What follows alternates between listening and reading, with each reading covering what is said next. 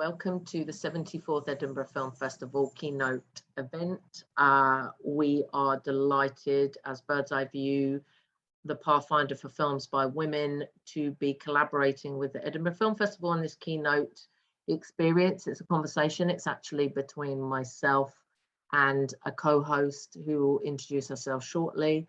I am Mia Bays. I've been in the film industry for 30 years. I run Bird's Eye View, and we, through our Reclaim the Frame project, our mission to bring ever greater audiences to films by women. Films by women are not better or worse than those by others, but they are just different, and it's about celebrating the difference of perspective. And we have collaborations in 15 cities around the UK, in cinemas and online. We're particularly thrilled to be here doing this with the team who created the extraordinary film herself. That is director Phyllida Lloyd, CBE. That is writer and star of herself, Clare Dunne. And that is the legendary Harriet, who is also a Dame, a DBE, and is the co-star of herself. I'm delighted to welcome the team. I am Tomiwa Folloran-Shaw. I'm an Edinburgh-raised, Brussels-based writer and cultural producer, currently studying for an MA in Cultural Studies. I've written for the Herald and Galdem, and I'm currently Fringe of Colour Films sub-editor for the Responses platform. As a presenter, I worked on the Radio 4 documentary, The Art of Now, Black and Creative in Scotland, and Our Planet Matters for BBC. With my good friend and collaborator, Natasha Rowona, I programmed Welcome To at this year's Glasgow Film Festival.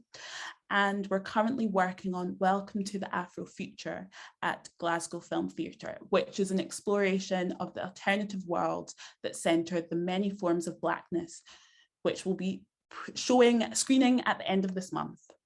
I am a regular collaborator with Bird's Eye View, and I've frequently worked with the Reclaim the Frame project in Scotland. This year, Edinburgh International Film Festival has moved back to August and placed film back at the heart of the world-famous festival season in Edinburgh. This is a new look, innovative EIFF, delivered with in-person events in Edinburgh and beyond, with indoor and outdoor cinema experiences alongside online festival screenings, celebrating film's ability to bind us together, which is what we all need after the past 18 months. Hi, everyone. It's so lovely to be with you all. A question for all of you: what kind of motivates you to sign on or choose a project? Is it the project itself, or that who you're working with and who you're collaborating with, like on and behind the screen? And has that changed throughout your careers? When people ask me what part do you want to play, I go completely blank. Or what plays do you want to do? I go completely blank. But when people say, who do you want to work with? I kind of think I know much more what that is, because one has been in brilliant plays, brilliant projects, not in a good work situation, and they come to nothing. And to have a really positive experience, I think I'm very, very concerned with who's going to be participating. I think that as a director, obviously, you've got the chance to choose largely. Obviously, sometimes you're a gun for hire and a producer is approaching you, but you really have the opportunity to build a world. And I believe, and I have done for a long time, that how you work and who you work with can be as powerful and life-changing actually as the work you make. It's much harder on a film to do this than it is in the theatre, where 14 of us plus a small all-female creative team came together to make these plays and worked together for 5 years with government fund, taxpayers' support to do it. So we really were creating our own ecosystem completely. This is why I really wanted to do a lower budget film, having not done one before, because I felt like I could continue that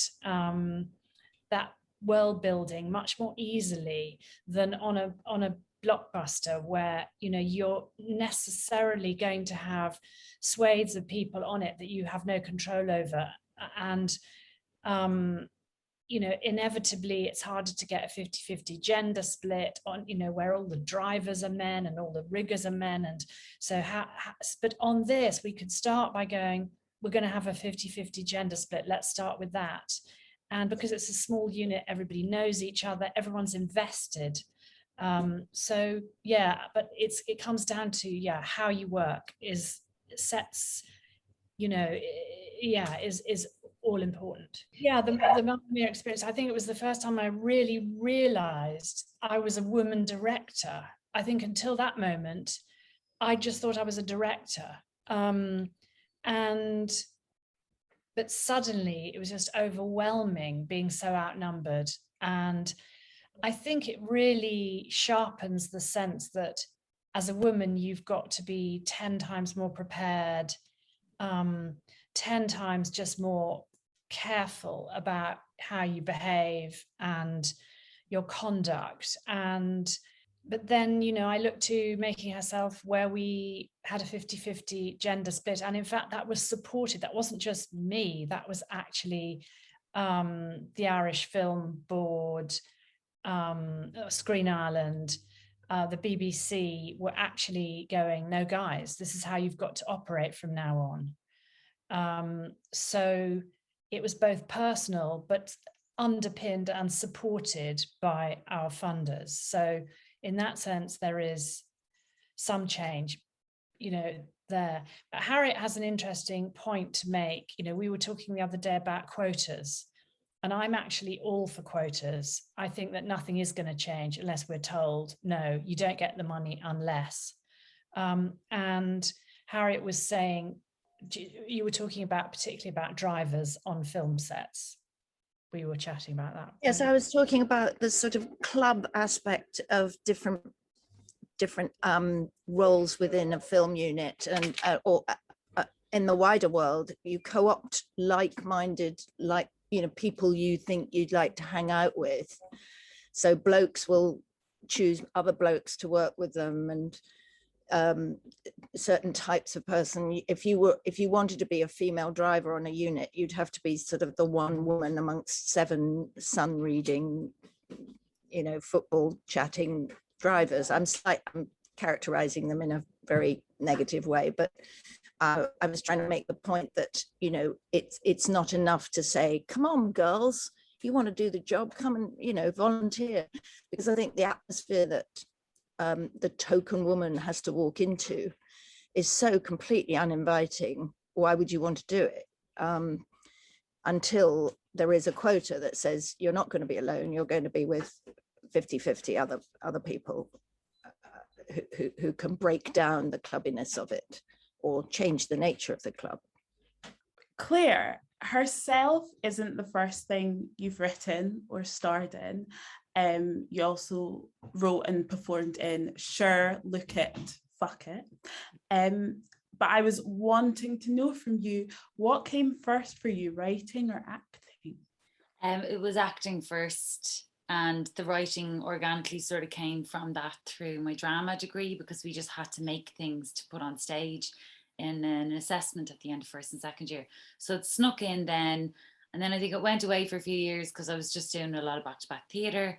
And then eventually, about 5 years into my career, was when I really realised, like, oh, I don't know, I think I might have to find a different way into film, but also I love film and I really love writing.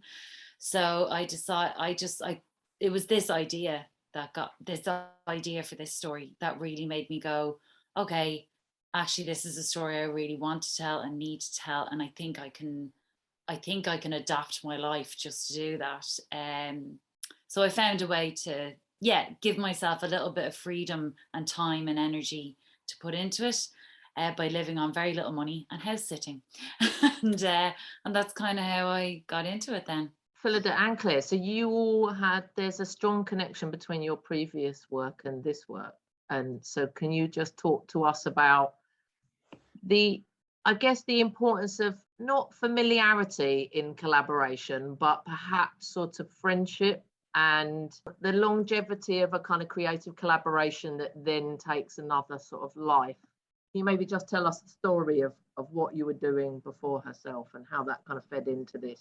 I was working in the National Theatre at the time as an actor, and I was asked to audition for Portia in Julius Caesar, but it was like the next morning, and I had two shows the next day. I only got the script the day before. So I was told to go in and meet Phyllida Lloyd in the Dunne warehouse for this role. I Googled Phyllida on the way in, absolutely lost my cool, and freaked out because I'm like a big Meryl Streep fan, a big fan of Mamma Mia and everything. And I went in then, and we had this audition for this thing, and it was like all I was told was all female Shakespeare, and that was it. And I went in, did this audition. I'd never been challenged so much in my life in the space of 10 minutes, and it was incredible. And I came out going, I think that's the worst audition I've ever done, but it was good. You know, it was kind of a mad experience to even remember in my head now.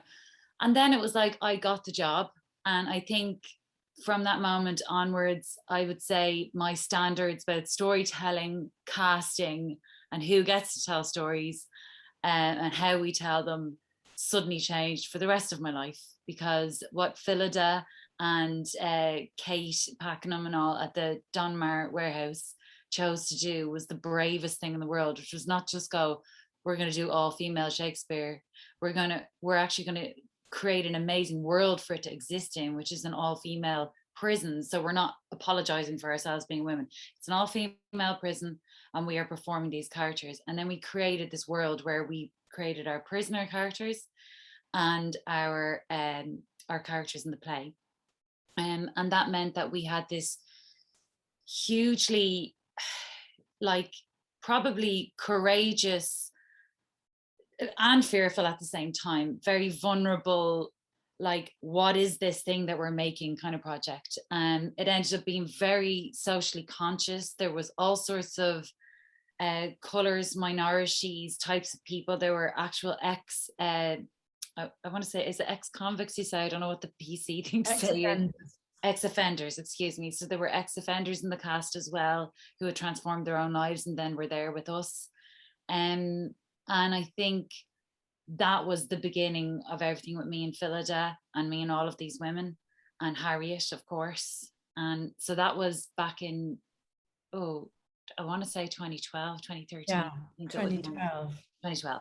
Yeah, because the Phyllida went into the January, and then and since then it was just okay, like everything changed anyway, you know. And so I felt incredibly lucky to work with Phyllida and all of those women, but also then what we progressed to do through those 5 or 6 years, and doing all female prisoner workshops, doing more productions, doing Henry IV, and you know, like creating this trilogy of plays. It was incredible. So we were pretty close. Basically worked together every year for 5 or 6 years, didn't we?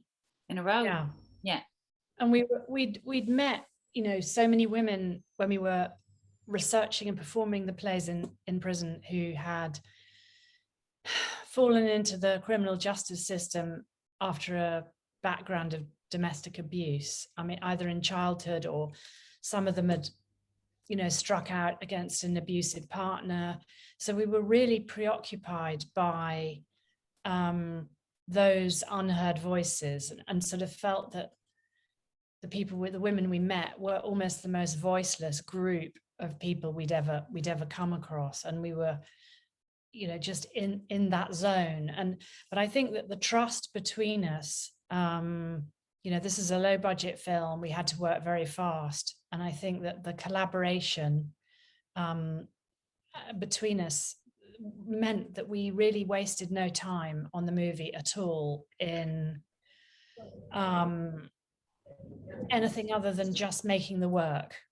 There was a real shorthand and a knowledge about how to keep each other calm, how to support, and how really to work as an ensemble. You know, we just really knew that everybody's voice was valued. Didn't matter who you were on the unit. So it was a really lovely, in a way, a continuation of our working world. It just went from stage to screen in in many ways, quite a seamless way. Did writing actually come from, were you responding in a way to something that you saw as inequities that you saw either personally or in the wider film space? Yeah, like I suppose look, everybody has their own experience of these things as they go through their journey in the industry and as an artist.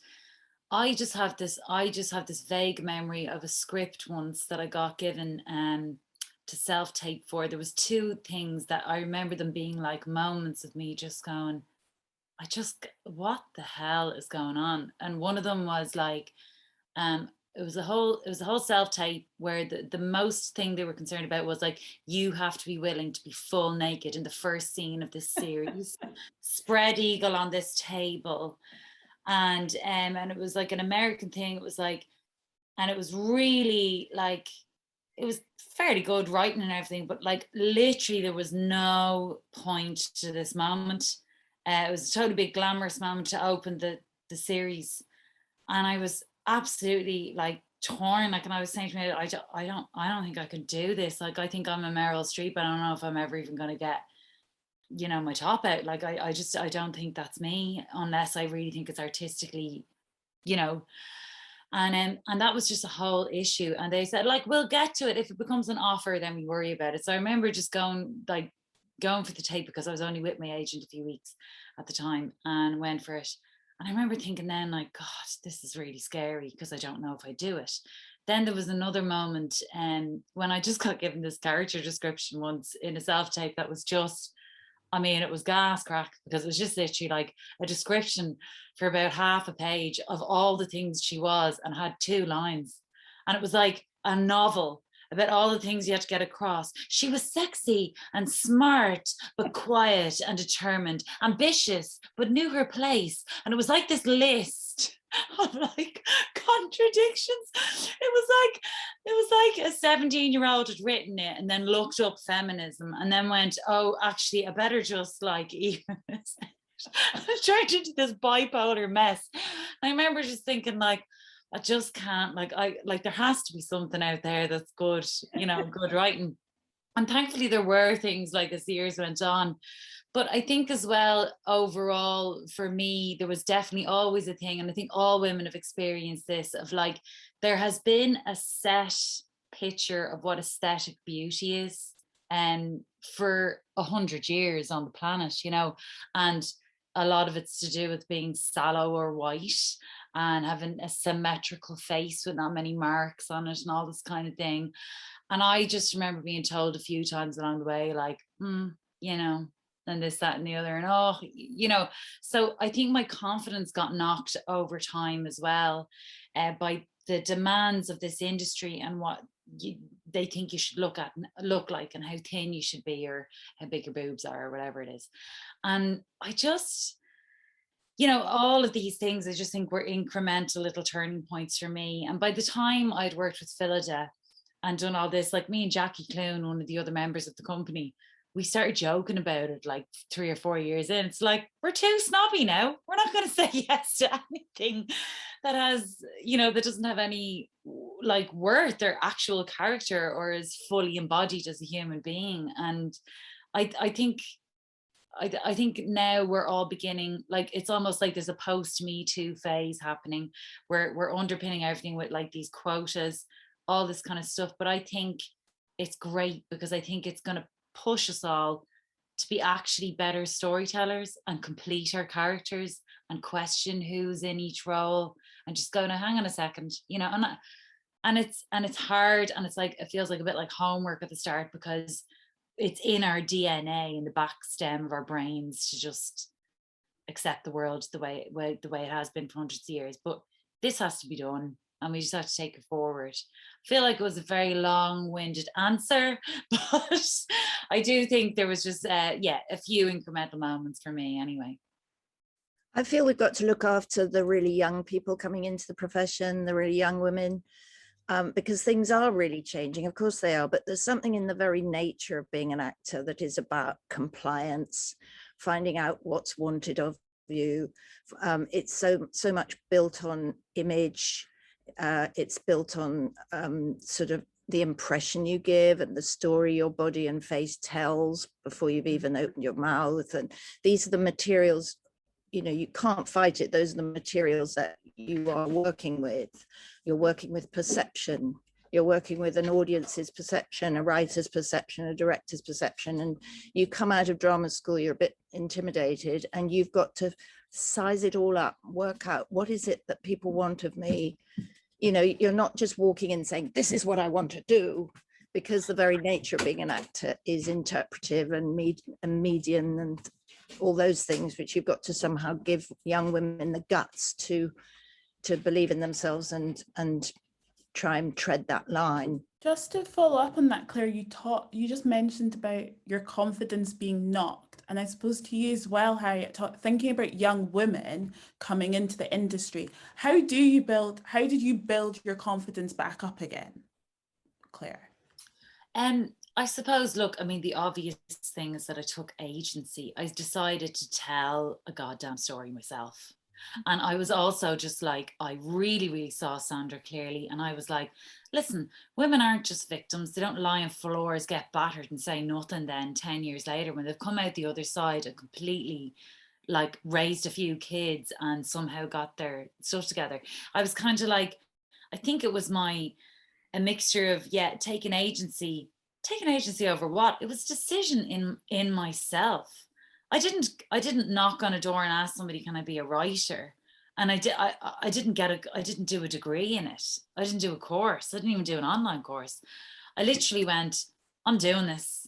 You know what I mean? And I think like what I would say to young women, especially the ones that get more and more, like if you get a few hits or a few rejections, is like, just lick your wounds and try and push forward, because I think the palette is getting broader, and I think the characters are coming through. I think it's starting to filter down, and I do think it's starting to equal out. It's going to take time, but I think over the next even 5 years, 10 years, we're going to see the change, and I'm already seeing it in the scripts that are coming in. And like, I'll be really honest, I'm with an actor, like my boyfriend, and he has said, he's like, it is drying up for this white boy.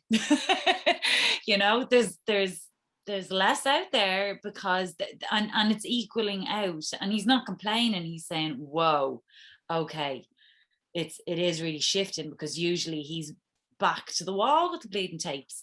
And now it's me, I'm getting loads of tapes, and you're seeing parts and breakdowns in casting being much more equaled out and varied. And I think I'm going off point, but what I would say to all the young women who are starting out in this industry in any respect is just keep going, but also just don't accept those things that happen in rooms with people where somebody just belittles you and puts you down in some way that like it shouldn't be happening. And if you actually are a storyteller yourself, or a producer, like female producers, I mean, come on, they're where it starts as well. Like, because you choose who you help get money and finance. And I think it's about choice, and it's about really taking time to look at the stories that you want to tell. And like, I mean, I don't want to sound really blasé and say, don't give up. It's not like, you know what I mean? I'm just saying, hold your nerve and like decide what your values are and your vision is of what the world can be, and therefore the stories that you want to tell. Like, get very clear on it. And if it's not doing that for you, get out. Harriet, do you have anything to add to that? You have a history of resilience. You tried to get into acting school. Was it 5 times? It took you a long time. I tried 5 and failed 5. I just wasn't ready in myself. I wasn't confident enough, you know, mature enough. I wasn't ready. But I had no reason to believe in myself, but somehow I did. I just thought, I know I'm going to be all right. And I have met other women who sort of say, I just know I'm going to be all right. And I don't know where you get that from, but it was the only area of my life I was confident in. And But I slightly changes the subject. I'm slightly I'm concerned by this balance that is changing, as Claire says. But I'm also seeing a lot of sort of action women. You know, I mean, it's very entertaining, Black Widow, but is that what we mean by women taking over roles? Are we just going to sort of show that we can be as violent and as, you know, wield a gun, as do as many somersaults as a guy can? You know, I think it's very important to have these stories like Herself, which are about the experience of the world that happens when you are in the real world being a woman. You know, that seems to me, I'm not being a spoilsport, I think it's great fun, but there is a lot of that sort of, you know, action woman stuff. I sometimes worry that there's an attitude of like, there is a little bit of tick boxing going on sometimes. They're like, oh God, we need to cover this. Like it needs to go beyond that. Do you know what I mean? And I think you're right as well, is that like, let's see women truly speaking from their actual point of view in the world today and beyond that. Yeah, and I think, I think that's what makes Herself such a good film, is that we see Sandra, and so often a story like hers is portrayed as one of suffering and is very traumatic and is very difficult to watch, and you're kind of like, when will it end? I've seen this so many times, I know how it ends. And Sandra just, you know, it becomes a story of like a survivor and someone living their life and living. And I think that's what happens when you have the right team and the right people telling these stories. Mm-hmm. I'm really glad you picked up on that kind of tone, because it is like, I think like suffering is part of life and pain is part of life and all of these things, and we you know, we experience them through the stories that we tell, etc., and feel it very cathartically. But like, I think my frustration with the stories that I've seen, myself just growing up watching on screen, is like this, that I can only count on one hand like stories that are similar to Sandra's and told in that way, where you just see somebody not just go, oh God, okay, this is it, and end. It's like, it's about like how women really are actually in the world, even in the world that, say, like if this was a story that was in the 60s, 70s, 80s or something, it was even more debilitating for Sandra. Like, what would that story have been, and how would she have pushed through that? And like, I'd be just as interested in that story, because I'd want to see the real version of it. And I think also, sorry, go on. No, but that's what I mean, is like, I think we could look at, like, we're starting to do it. They're doing very clever versions of period dramas now with the actual point of view of a woman and stuff, and commenting on it. And I think it's kind of interesting, you know. But it's also about your particular sense of your clarity about who is your audience. You're not just speaking to people who feel safe in their homes, and you're saying to them, look at their, you know, your neighbor, look at your neighbor when she comes out in the morning. Is that a person who looks as if something might be happening to them behind closed doors? You're not just speaking to those people, the kind of, you're speaking to people who've been through this experience and saying to them, okay, this isn't a Pollyanna story, but you're offering some kind of message of possibility and hope, and saying, if you pick up the phone to that helpline, that may be a first step. And I really think there's a big difference. You know, this is activism, but you're speaking to both of those of us who are safe and those who are unsafe at the same time. But fundamentally, you really know who you're talking to. And I think that's what this is about. That's why that line, the line about there's lots of Sandras in Dublin, is so powerful. It's got such resonance because there are lots of Sandras everywhere. Mm-hmm. Beautiful bit of writing, Claire. Thanks. Was that Malcolm or me? Just take it. It's yours. After the work I did with Phyllida and Harriet in prison workshops, I remember saying to Phyllida one day, I was like, I would love for this film to be on the telly one night, you know, in a couple of years' time, and there's somebody who's in here watching that, and it's not going to fix their life, but maybe there's a seed in there. Maybe it's just something that they take from it. But also for the people, as you say, Phyllida, who are safe in their homes, to know that you could be a lighthouse for someone. You could be just that light left on, you know, somebody that might reach out to you that has been afraid to, but that you always say, oh, do you ever want to come in for a cup of tea? Or whatever it is, being that neighbor is vital right now. And that's why, in a way, we weren't despondent when we heard this was going to be streamed in America during the pandemic. You know, we could have been like, oh no, you know, it's not going to be on the big movie screen. But actually, I think we felt, no, there are all these people who may be in danger, and we're hearing about, you know, the escalation of domestic abuse cases. And maybe this film comes onto somebody's laptop or onto their TV. And so that connection, it suddenly felt really important. And there's a whole support package now that Amazon created with the film, because they realized the impact it was having, the comments people were putting online and writing into them about it. And they realized they had a responsibility to give people plenty of information and support, and not just about domestic violence, but also about like possible ways to ever have a house for themselves. Like so that was incredible to discover, you know. When you found out you were going to be playing the role of Sandra, did that change your relationship with the film, and how so? It did. I think I realized the size of the role I was writing. I think I realized that Sandra represents so much, and she represents a lot of women, and that actually I felt a sense of responsibility in playing her.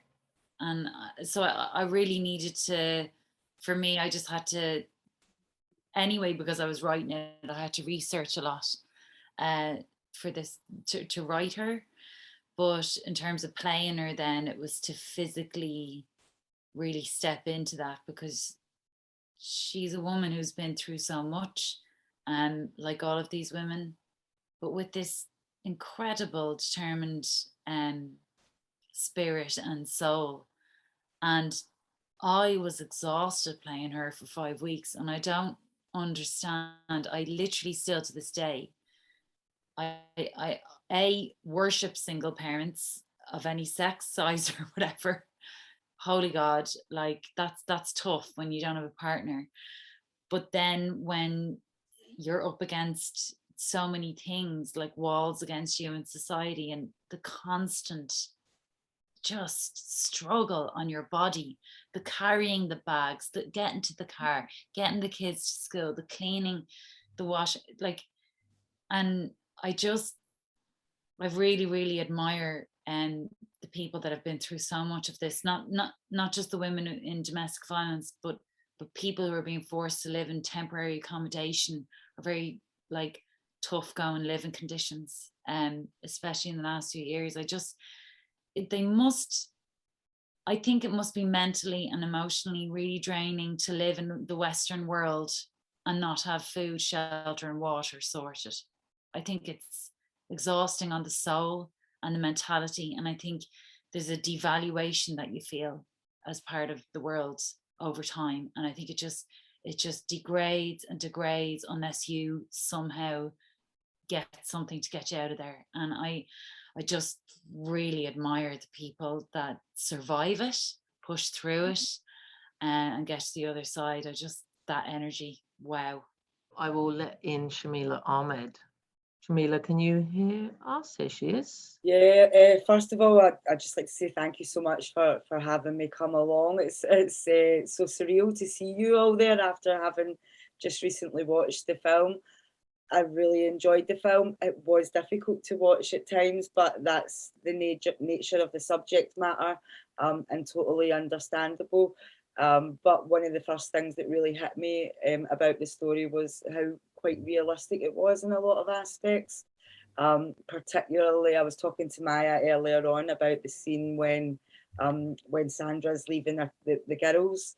For it seems like, you know, around about the first time or only a few weeks into the access, and those scenes kind of when she's driving away are just really emotive and very realistic to what that actually feels like. I've actually experienced that, although I was saying to Maya as well, I wasn't driving away, I was walking away.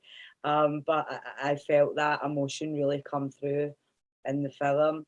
And one of the other things I really noticed as well was the kind of depiction of the system, how difficult the system is for women trying to leave situations like that. The kind of the state of the housing crisis was a very real situation for many women to have to go and stay in B&Bs and other hotel premises that aren't always as nice as the one that Sandra was in as well, and have many other people often staying in them sometimes, sometimes single men and, you know, with addiction issues and all different kinds of people using a space like that. So very reflective of what women can kind of walk into.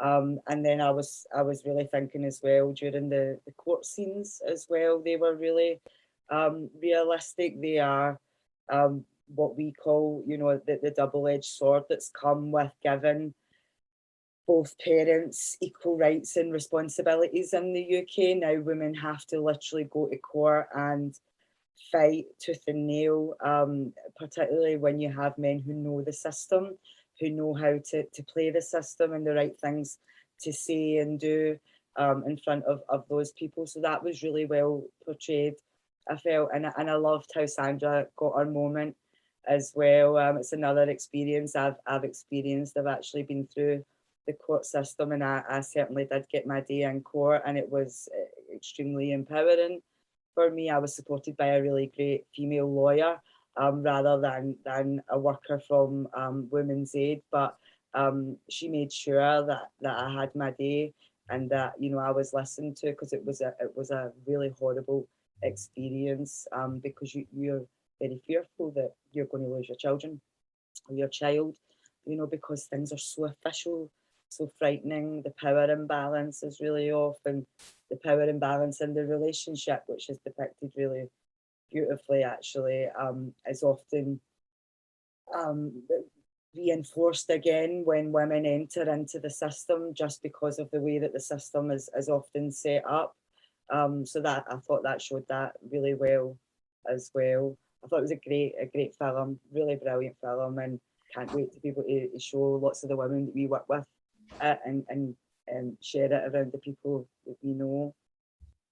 Shumela, can you just talk a bit about your work, and just so the team kind of understand how you might then kind of situate the film with the work that you do, because it feels like there's lots of kind of touch points. There is, yeah. We're a lived experience-led organisation. We're a small social enterprise up in Scotland, but about 90% of the people who work in our organisation all have lived experience of psychological trauma, and that can often be because of either experiencing domestic violence as people in relationships, or growing up in domestically violent homes, which is a very common thing in Scotland amongst lots of either geographical areas or age demographics, and I'm sure it's very much the same in England as well, across the whole world. It's you know, it's prevalent very much. So we're a group of individuals with all different lived experiences, but actually all different qualifications and professional experiences too.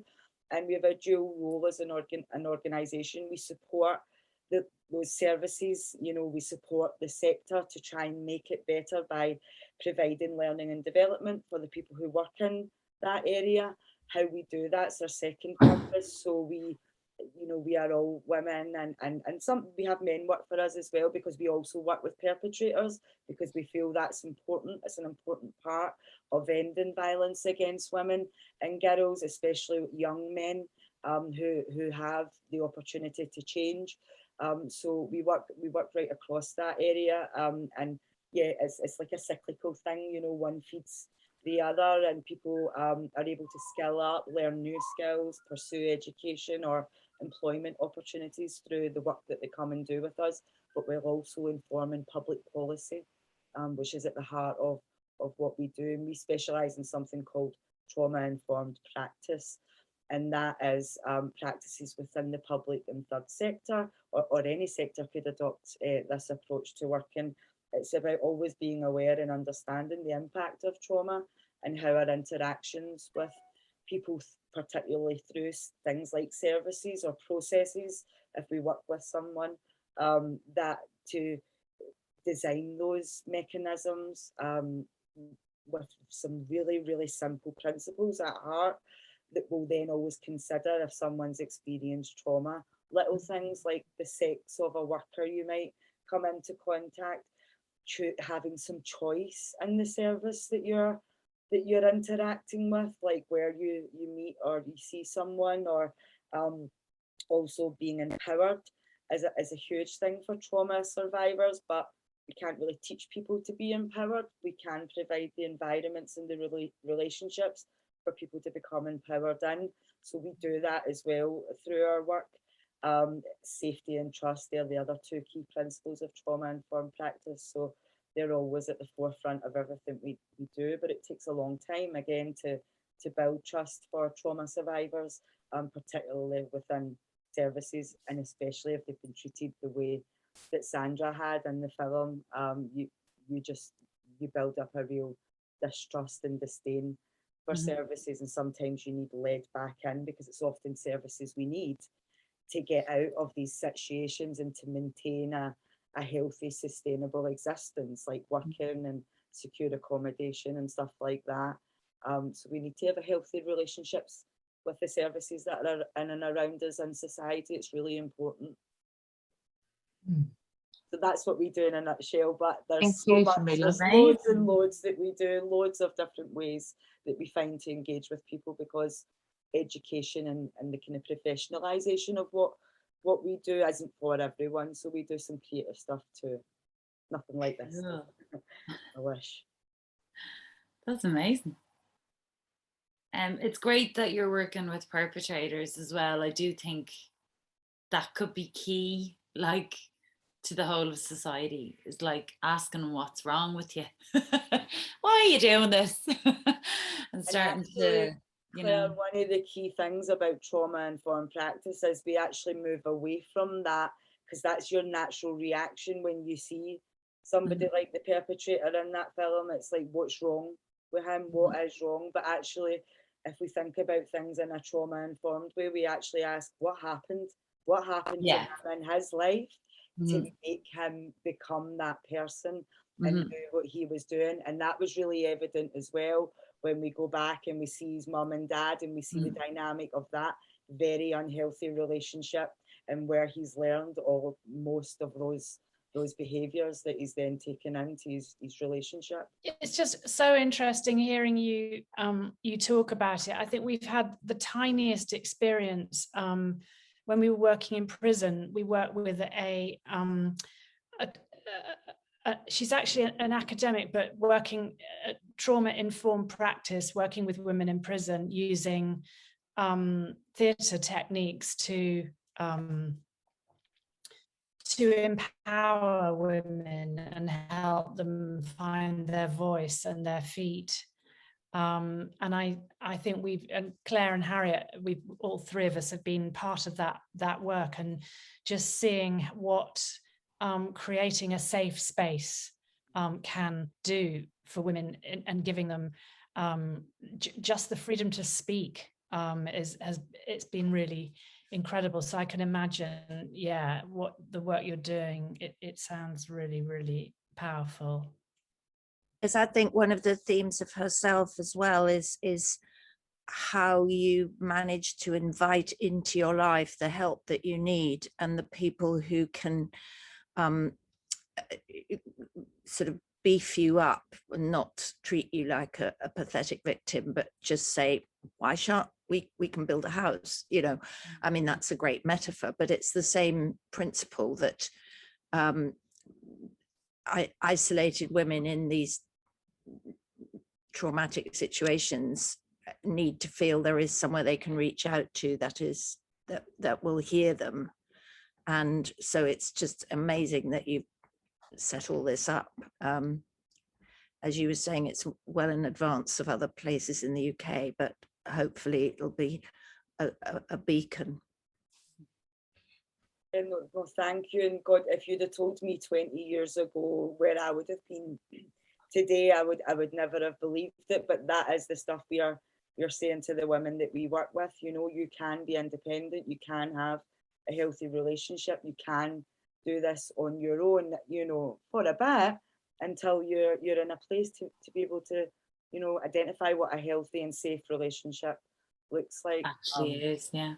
But that's a complex road for many of us. And yeah, Clare, our work with perpetrators is extremely important, because we all have sons, you know, and we all have, there are young boys growing up in this country that we can prevent from going down that path through doing the right work and not excluding them. You know, that would make it worse, I believe. And it was a pleasure to meet you all. Take care. Go on. Oh! Here! Go on. Faster! A house. Our own house. At the bottom of the garden. Like a fairy house. Yeah, I suppose so. Can we help? Can I have a builder's hat? We'll see. The only thing is, girls, and this is really important, right? We can't tell anyone. Not anyone in school, not Nanny, not Grandad, and especially not Daddy. Why?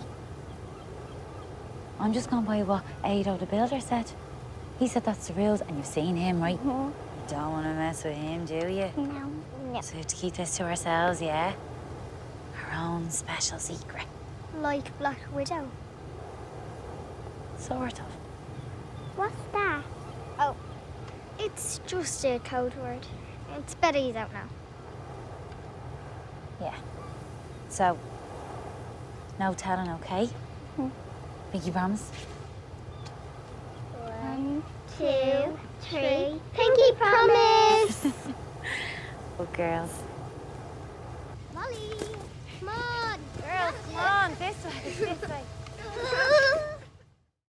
So this is part 2 of our Edinburgh Film Festival keynote speech, and we have hopefully you've just listened to Phyllida Lloyd, Harriet Walter and Clare Dunne, who are the director, the co-star and the star and writer of Herself, which is an incredible piece of work that opens across the UK September 10.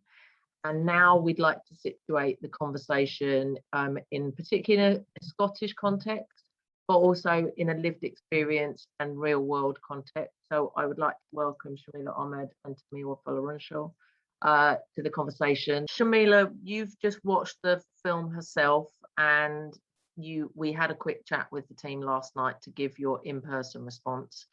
So I wanted let's kick off with, you know, what the film made you kind of think about and feel, particularly coming off the back of, you know, the pandemic, where we've seen an incredible spike in domestic violence worldwide. I was looking up the figures, and you know, it was called the shadow pandemic by the UN, and they actually put out a call that Antonio Guterres, the Secretary General of the UN, in June put out a worldwide call to urge governments to basically ensure that any pandemic responses and all measures should be very, very mindful of women and children's security in the light of this information. This is just the start, obviously, of Herself. There's a wider story, but let's kick off with that point first.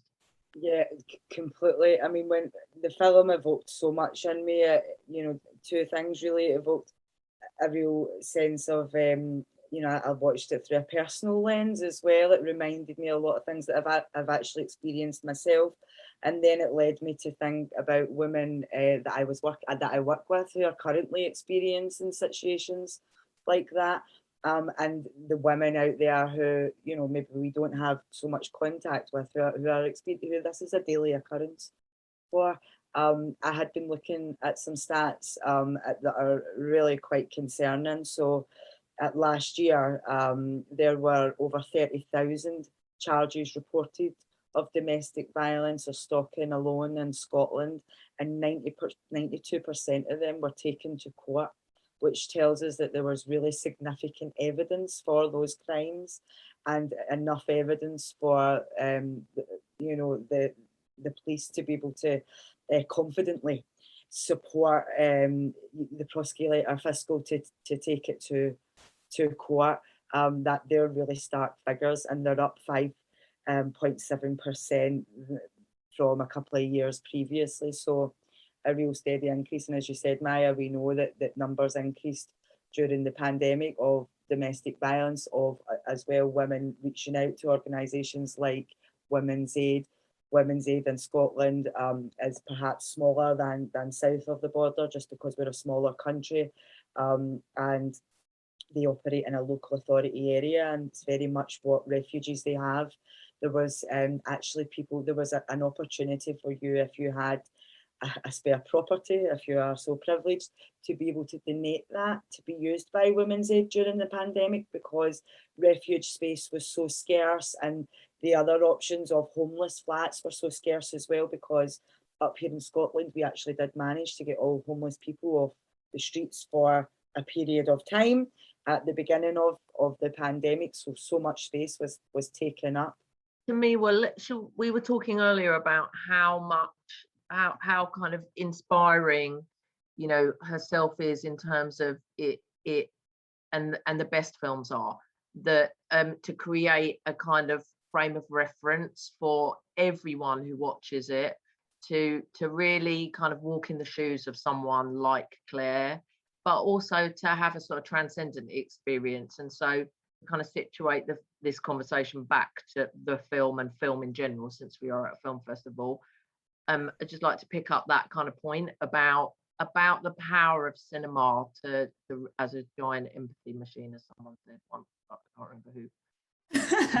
Yeah, I think, you know, a lot of the time when we talk about art and culture, and even, you know, even film, it's in this like as a therapy. When I'm talking about it in response to trauma, we talk about it as a therapy, like something you do to make yourself feel better, something that can allow you to I suppose heal in a sense. And what is so important and special about herself is that, you know, it feels like a different narrative in this conversation, and saying this is what trauma looks like, and this is how it affects you, and this is how, you know, it lives on in your children and in you, even when you may have left that situation.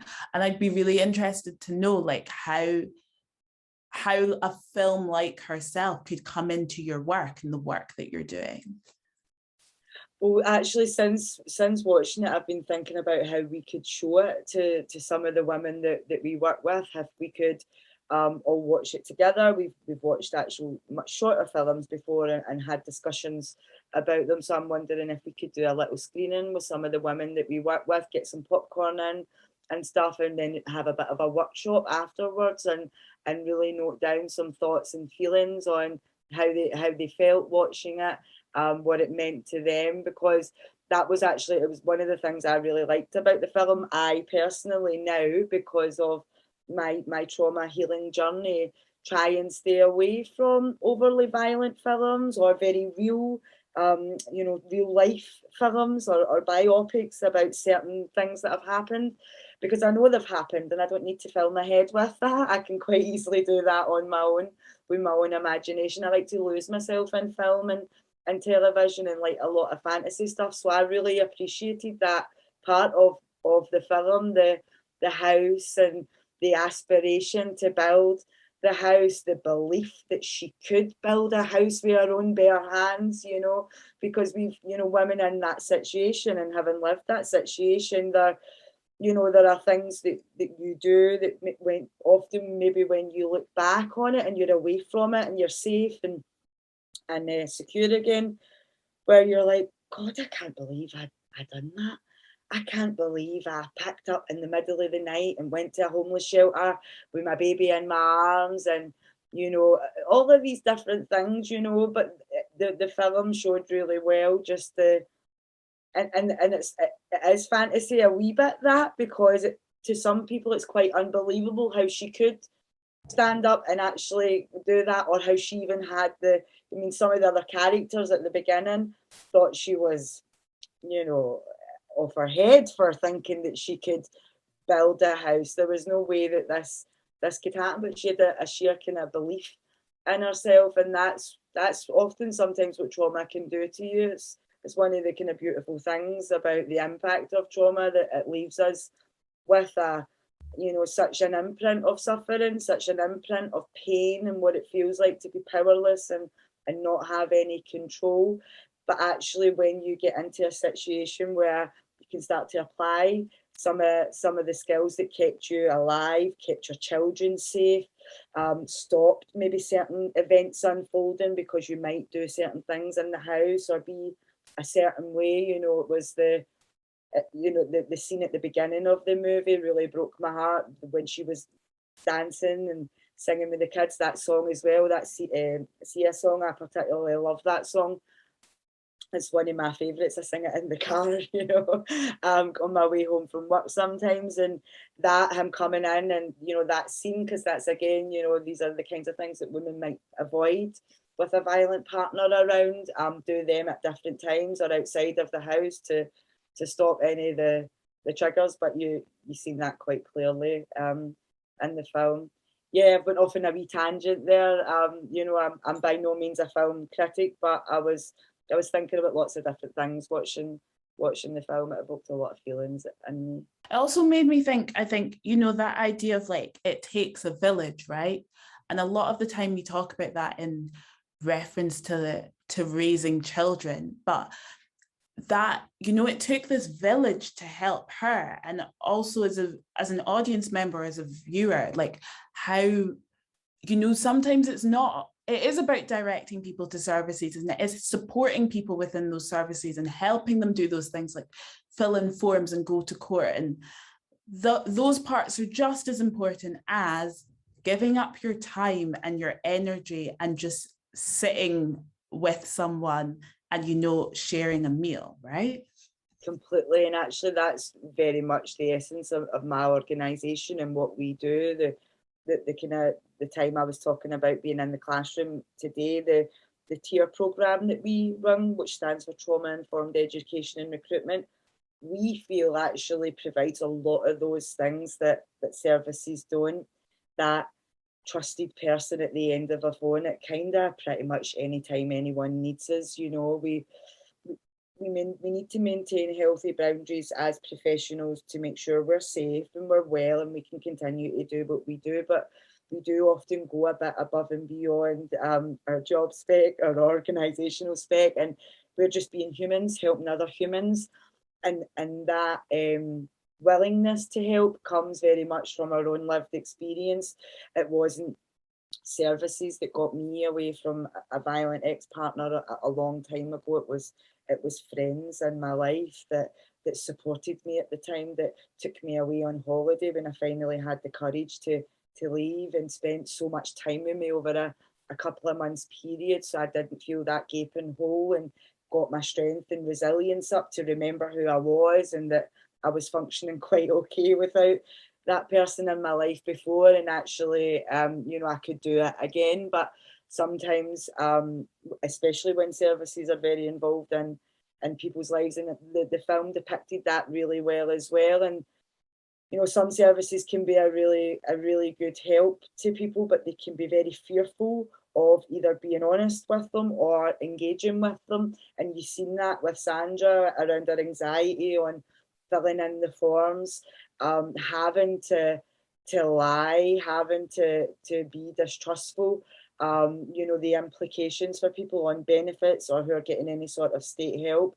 But actually there's a lot that people are entitled to and can get support for or filling out, and often a service might only help a person with a particular aspect, like the women's aid worker. You know, she has a very direct role, she has a very direct responsibility in Sandra's lives, but there'll be so many other services involved in Sandra. The kids' school alone, the fact that they were being, you know, the kids were having to travel all that distance and that wasn't even being considered, again, as a very reflective thing that can happen when someone's in in need of housing, but shows that there are so many different people at play. And I've got a great colleague who often says every interaction is an opportunity for intervention. So even if it is literally your next door neighbour or that woman you see dropping off the kid at the school, like the other parent in the film, the Spanish woman, I assumed that she sounded like she had a Spanish accent. You know, she noticed something.